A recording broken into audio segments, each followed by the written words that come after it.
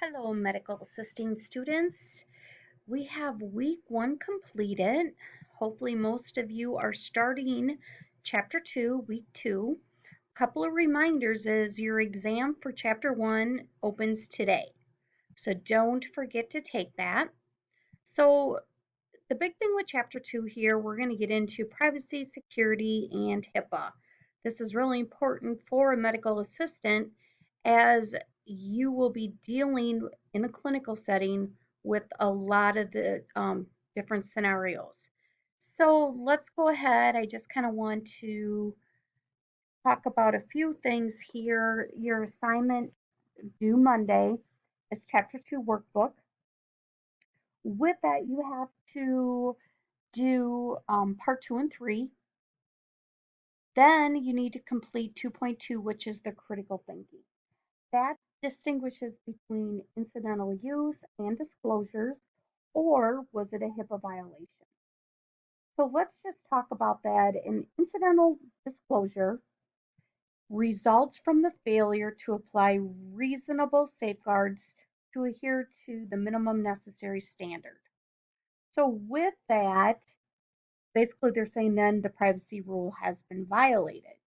So I'm taking this right from page 35. So a good example that they give is you are in the reception area, you close the privacy glass before having a confidential conversation, but you're still overheard by an individual in the waiting room. This is incidental. How this would be a HIPAA violation is if you did not close the privacy glass.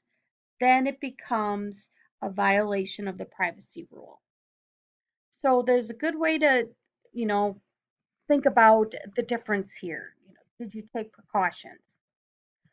So with that one, if you have any questions, please reach out to me. There is a great or PowerPoint also that you need to follow. Okay, so let's go ahead and I'm going to do a little review here on your past quiz. Okay, so for quiz one, actually everyone did well.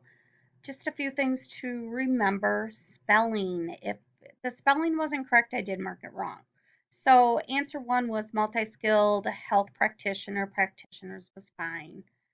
Respondent, superior. If you code it respondent, it was wrong. I did not give any points for that. Principles of medical ethics. If you spelled it PAL, once again, that was incorrect. List service for 4, ethics for 5, 6 was high school diploma or GED, 7, 48 to 72 hours, 8 was cash flow, 9, claims assistance professional, 10, medical etiquette. So overall, everyone did great on quiz 1. Message boards went well. I try to be interactive with the very first one, introduction. I did make a comment, just reading through with message board chapter 1. You guys did a really nice job. I am still kind of waiting. I won't correct. I will answer some of these for Monday that are due. So don't forget to do your message board chapter 1. And if you look here, chapter 2, we do go a little bit further. It does go until the 1st. So even though you'll be kind of wrapping up in general with chapter 2, just keep that in mind. So then we're going to start getting into fraud and abuse, chapter 3, which to me is pretty exciting stuff also. So I'll just go back to content, chapter 2, at the PowerPoint. I explained your assignment, message board, which isn't due to the 1st. You do have from chapter 1,